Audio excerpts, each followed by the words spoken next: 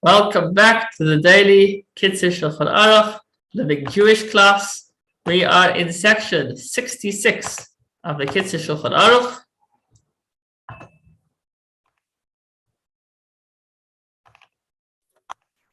And it deals with Iska, which is a monetary arrangement to avoid the prohibition of interest.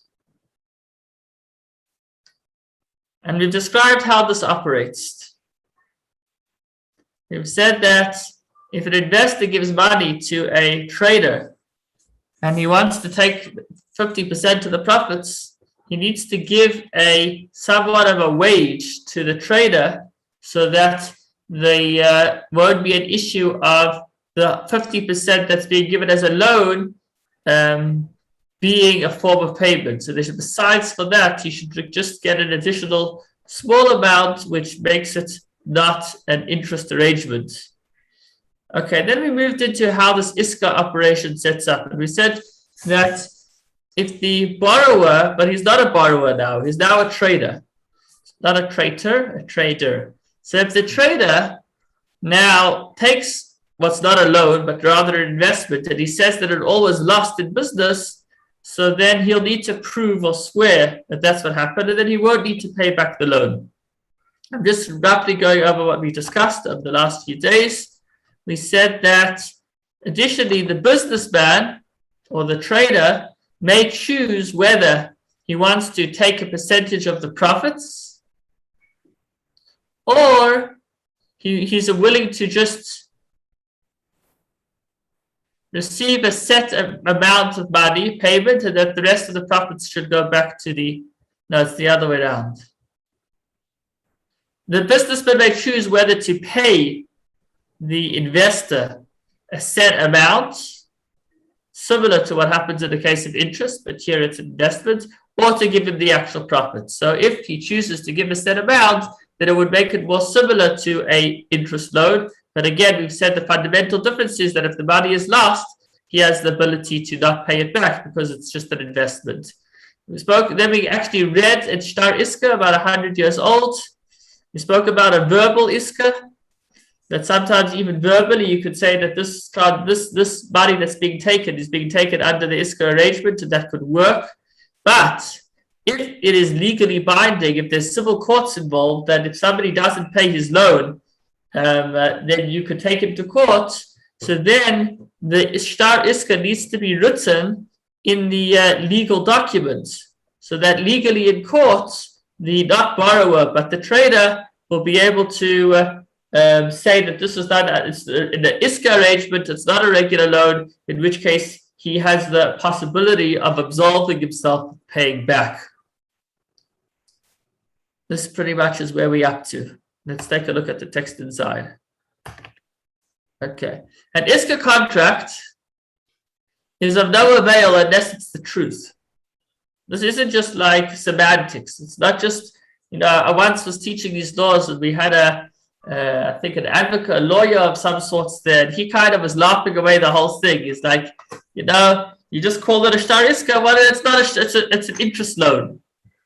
And that's not the case. It really does legally change the definition of this transaction. So if it doesn't, if you're just calling it a Shtar Iska or Heter Iska, but really it's an interest loan, then obviously it's going to be useless. It needs to actually be the case. What does that mean? That the borrower needs to use the money to transact in business. But if I want to borrow money from Sasfin not to invest in the business, but I want to borrow money from Sasfin in order to pay back a debt that I have, then an Iska won't work, because that's not an investment. If I'm just using the money to pay back a loan, then the investor or the lender, it's not an investment, it's just going straight towards paying that loan. So it can't precede any profits. But you could do the following. This is the way around it.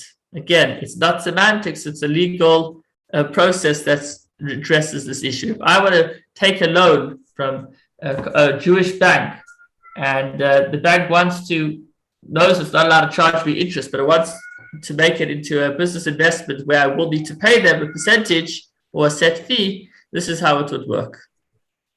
Reuven, who needs the money, may own certain merchandise. So if I, let's say, wanted to borrow money from Sasfin, and I own maybe I own a couple of iPhones, even if the iPhones are based in New York. So I could sell those iPhones to Shimon, even for a very low price, on the condition that I have the option that if it's not delivered to Shimon by a certain date, then he'll give this amount of money instead. Then Shimon, who now has just bought the iPhones from me, which are based in New York, can give the money to Reuven. He's just paid me for the iPhones, and then make an acquisition, a kinyan sudar, a type of transaction, meaning to affirm that Shimon has just paid me for my iPhones that I have in New York. And then Shimon can give part of his garment to Reuven, for Reuven to take hold of, thereby acquiring ownership of the merchandise belonging to Reuven. Now, he's saying what a sudar is. Sometimes the way we do a transaction is by picking up the other person's belonging, clothing. I'm not going to get into the details now, and that creates a transaction.